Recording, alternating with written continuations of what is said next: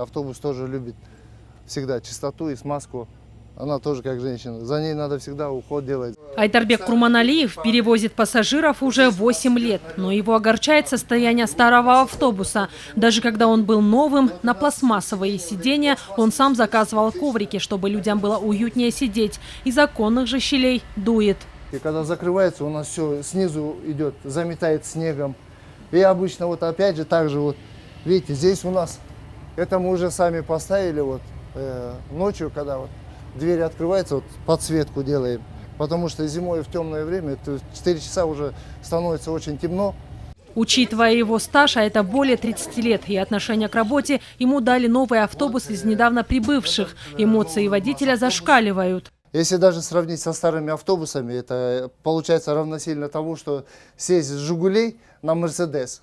Айдарбек Байке с гордостью рассказывает о преимуществах нового автобуса. В салоне световые электроприборы, воздушное водительское сиденье, турникет, 8 видеокамер. Для пассажиров же мягкие сиденья. А сверху имеется воздушный фильтр, который устраняет запахи в салоне. Также есть 7 автономных печек. Правда, автобусы не совсем приспособлены для лиц с ограниченными возможностями и нет кондиционера. Да, с пандусами, вот, которые идут, это уже высоко. У нас дороги не соответствуют этим автобусам, потому что у нас, сами знаете, 7 кочек на 1 метре ДНД. По госстандарту, если взять кондиционерами, автобусы, они считаются дальнего рейса.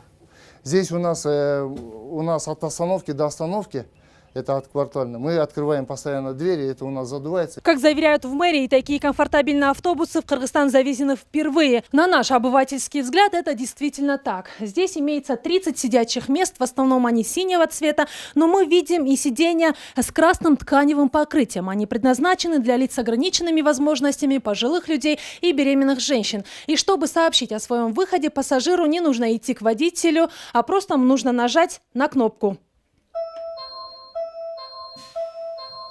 Эти автобусы поступили в Бишкек как нельзя кстати, ведь в столице остро ощущается дефицит общественного транспорта. Только за 3 месяца в мэрию поступило свыше 1000 обращений с просьбой улучшить муниципальное транспортное обеспечение. Оно и понятно, ведь за последние 10 лет впервые в прошлом году закуплено 52 троллейбуса, а в этом году 60 автобусов. Даже при этом потребность остается в 7-8 раз выше. По поступившим новым автобусам у нас проложена уже линия жилмассив Агорго.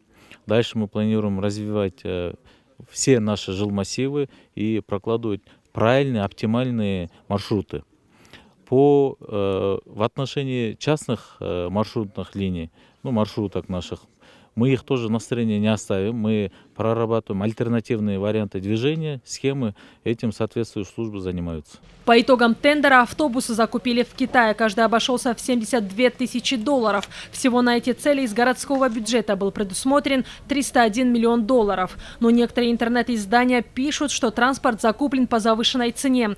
В их статьях говорится, что за такую сумму можно было купить еще более навороченные машины. Представители же тендерной комиссии заявляют, что в конкурсе участвовало 8 компаний. Самую низкую цену и хорошее качество предоставила китайская компания.